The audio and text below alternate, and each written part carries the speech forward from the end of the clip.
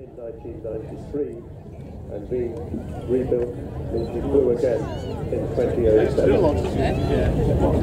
So 558 has turned out to be a significant number.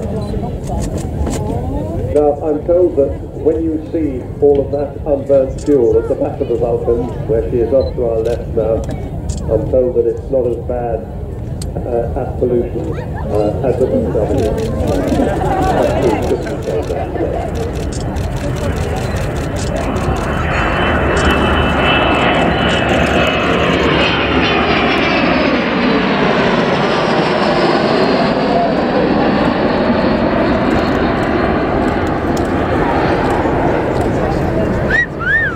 The lovely sound of 4 Rolls-Royce Bristol Olympus engines accompanied by 2 little portraits.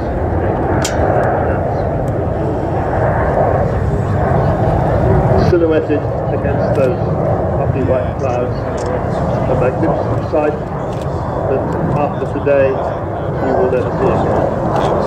And the sun just picking out the colours, the camouflage colours of the Vulcan, which of course originally started out in bright white colour scheme when it was a nuclear bomber and became tactically coloured with camouflage. And they are picking out those colours and the yellow and red of the 2 Gnats. The yellow jack Gnat, predecessor of the red arrows, and the 4 FPS barrels.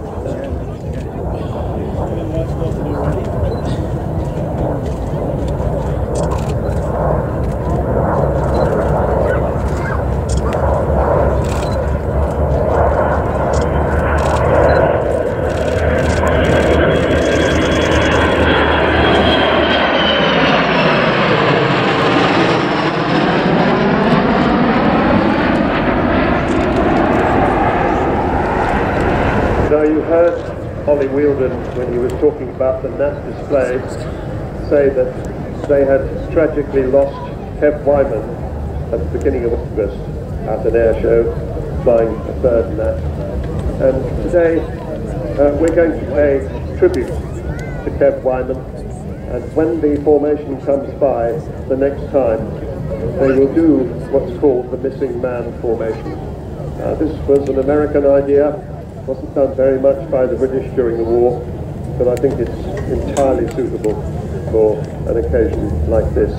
The idea is that as the aircraft pass by, one of the aircraft will pull up and out of the formation, which signifies the pilot who did not come back from the mission. In this case, Kev Whyman.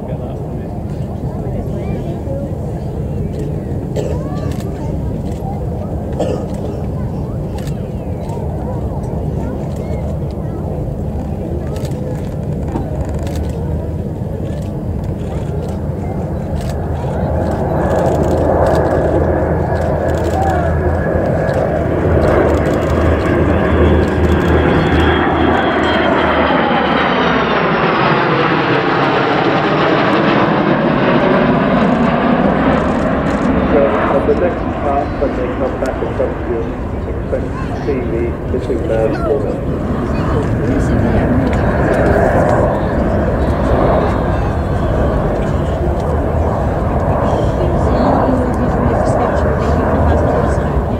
Well, it's all over again next weekend.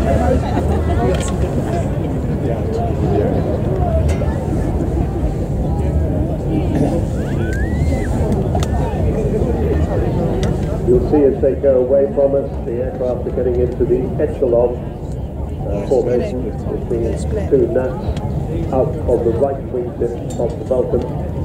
That is the traditional way formation from which to start the missing man maneuver.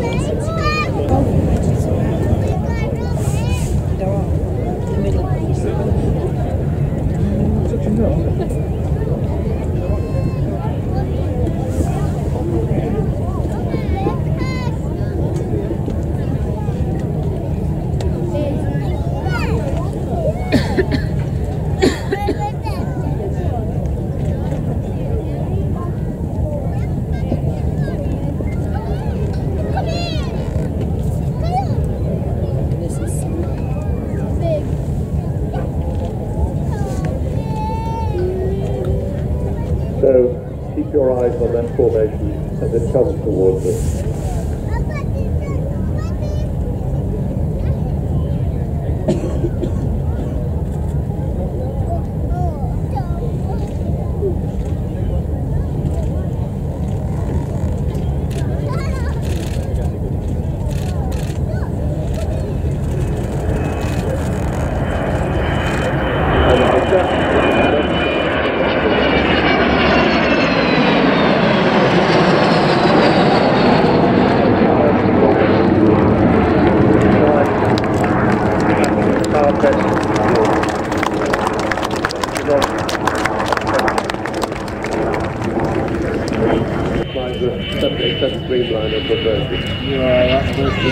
Third man of the crew is they're faced up the road at Seaside, and they all move both to the right. So Jonathan's accelerating, coming in quite slowly, and then she'll put the power on those 4 Rolls-Royce Bristol Olympus engines, and with a bit of luck we'll hear a howl.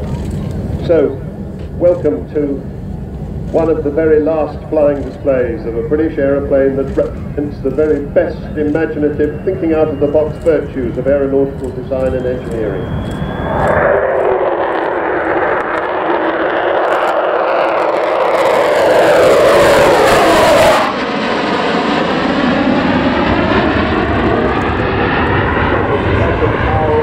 Tell your grandchildren if they're not here, the Vulcan howl.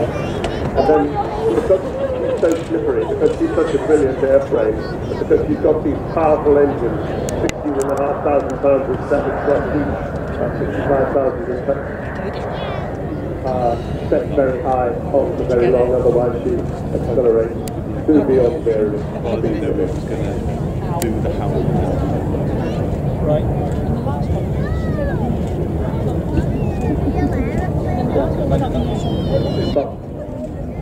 Was drawn on a scruffy piece of paper in about 1946 by the wonderful Roy Chadwick, the man who designed the Lancaster.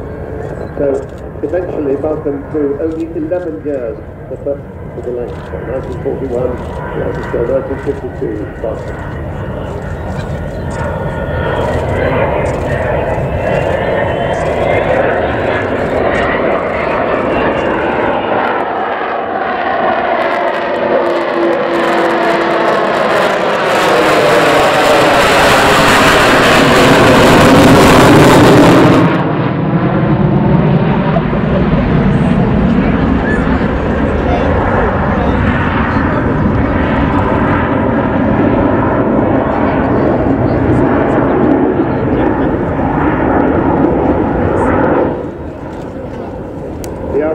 Got its first Vulcan in 1956, and with valiant and victorious in design to carry the British nuclear deterrence, the next such weapon they had destroyed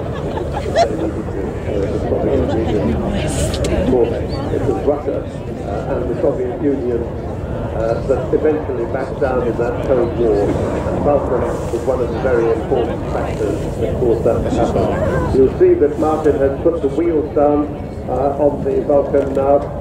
As they come by up to the centre of the display, you can expect to see them retracting again. They're not landing here today, but if you've got binoculars, you'll be able to count them. There are 18 wheels altogether, 16 on the main undercarriage and on the nose undercarriage.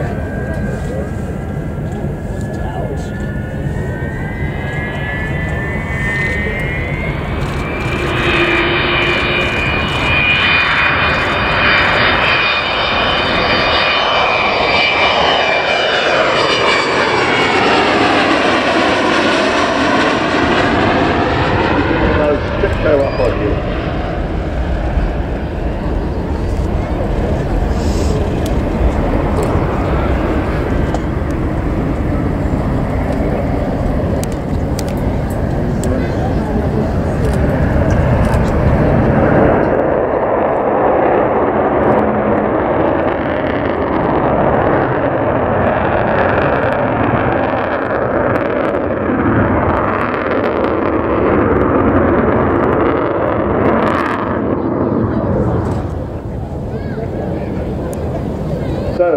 after Vulcans had gone out of service, they were still so popular in the airport that they kept this aircraft, one Vulcan, on the Vulcan flight, Vulcan display flight. But eventually, come 1992, that was her last season, couldn't afford it anymore, and in 1993 she was sold off. Fortunately, she was sold to David Wharton. Without him, this aeroplane would not be here today. One day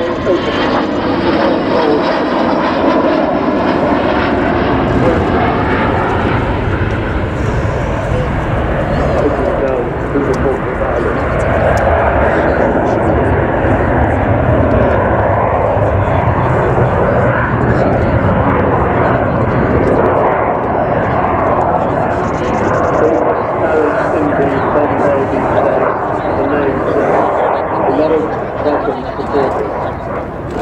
People who contributed some of the £23 million that's cost to get her to this stage.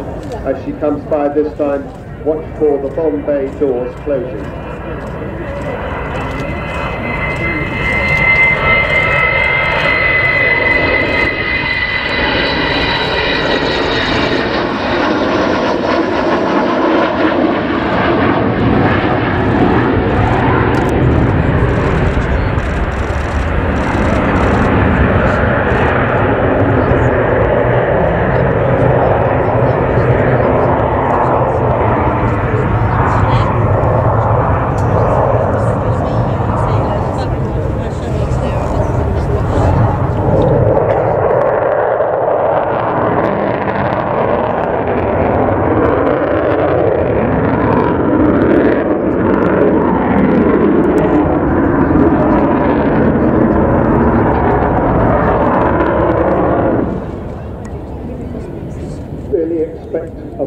To do that to you, and indeed, in keeping with her performance, she has quite a control tolerance for the pilot, not the kind of big steering wheel type yoke that you normally see in a bomber.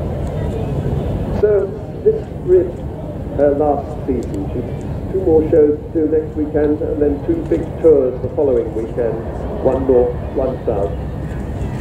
Quite what happened on her last day of flying with it there at the moment. So, why is this?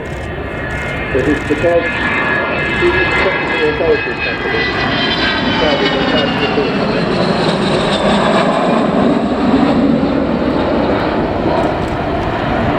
Those companies are BAE Systems, Rolls-Royce.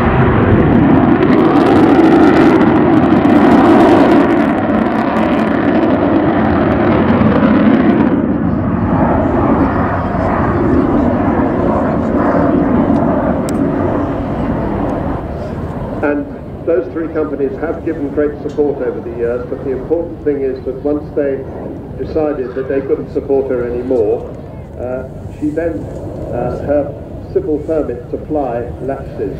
So after next month, she becomes illegal. It isn't anything to do with money, it's nothing to do with lack of spares, but it is to do with a third-party mandatory support that she will no longer have. She is still a safe aeroplane. She's been technically very strong. She had a couple of little hitches in the past month, but before that she had not lost a display through technical problems since 2013. And she is looked after by Taff Stone and his crew at Robin Hood Airport, Doncaster. He says 558 is my baby, and they do a brilliant job. His team, Ray Watts, Rick Lee, Mark Brown, and John, plus Tony Hunter, who's mum to all.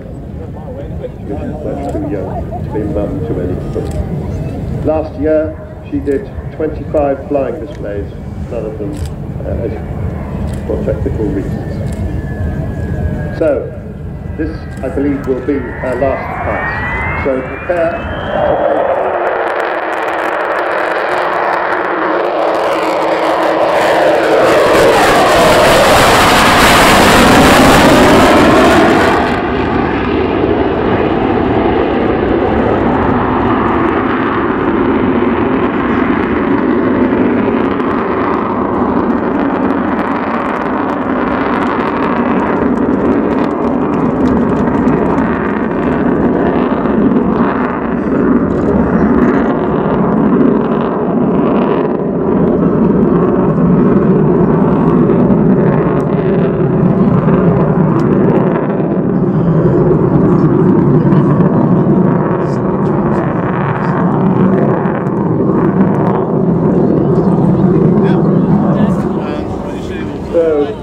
Bye-bye. Beautiful bird.